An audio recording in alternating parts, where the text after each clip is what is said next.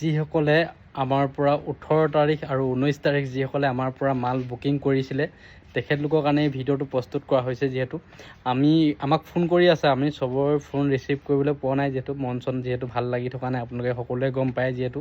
আৰু আমি তেখেতলোকক যিহেতু কৈ দিব বিচাৰিছোঁ, যিহেতু আমাৰ যিসকলে 18 তাৰিখ আৰু 19 তাৰিখে যিসকলে আমাৰ পৰা মাল বুকিং কৰিছিলে তেখেতলোকৰ পাৰ্চেলটো কাইলৈহে যিহেতু ডিছমিছ হ'ব। আমাৰ দোকানৰ পৰাই ডিছমিছ হোৱা নাই, যিহেতু আপোনালোকে গম পায় আমাৰ মৰমৰ জুবিন দা আমাৰ কাষত নাই, যিহেতু এসোপা দোকান পোহাৰ সকলো অফ হৈ আছে আৰু বিজনেছৰ কথাও ইমান পাতি থাকিবলৈ মানে মন যোৱা নাই।